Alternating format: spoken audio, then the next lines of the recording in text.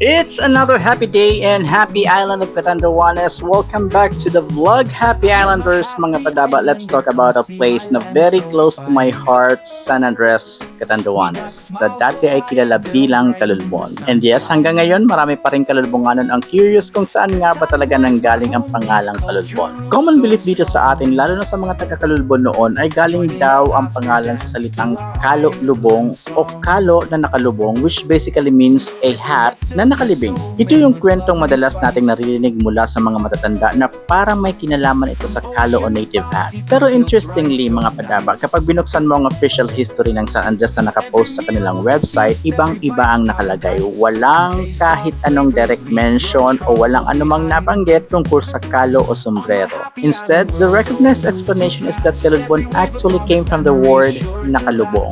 Ang ibig sabihin ay nakalubog o nakatago.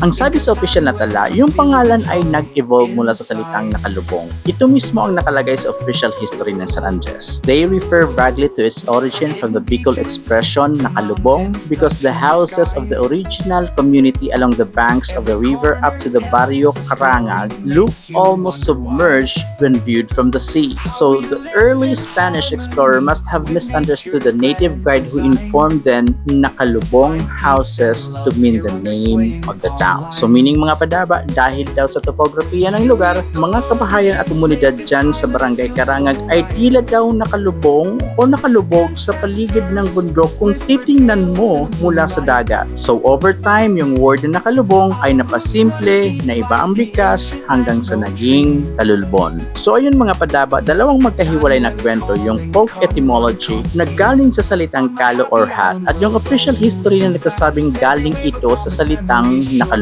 Hanggang sa noong 1964, ipresenta sa Philippine Congress ang isang bill upang palitan ang pangalang Kalulbon to San Andres in honor of its patron, Saint Andrew the Apostle. So this bill was approved as Republic Act number 3948 on June 18 that same year. So doon nagumpisa ang pangalang San Andres. Ngayon mga padaba, paano naman ito nakaka-apekto sa community lalo na sa mga lumaki sa paniniwalang galing talaga sa kalo or hat ang pangalang Kalulbon? Simple lang mga padaba, hindi nito binabawasan ang kwento na kinalakihan natin. Instead, nadadagdagan pa nga ang pagkaunawa natin sa pinagmulan ng lugar natin. Hindi man magkapareho, parehong mahalagang parte ng identity natin bilang mga taga San Andres. At dito mo rin makikita kung gaano kayaman ang kultura at storytelling ng Catanduanes. Yung folk story about Kalo, mahalaga yon dahil bahagi yon ng kwentong bayan at oral tradition ng mga Kalulbonganon. At yung official history about nakalubong, mahalaga rin yun dahil documented at sinusundan ito ng mga historians. Kapag pinagsama mo, mas lumalawak ang appreciation natin sa San Andres. Hindi ito usapang mali o tama. It's about recognizing that our hometown carries multiple layers of history at bawat layer may ambag sa identity na meron tayo ngayon bilang mga taga San Andres, bilang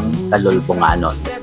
Ngayon mga padaba, ano nga ba ang Burunyogan sa Kalo Festival? Yan ang susunod nating tatalakayin, kaya mag-follow na sa Happy Islander TV.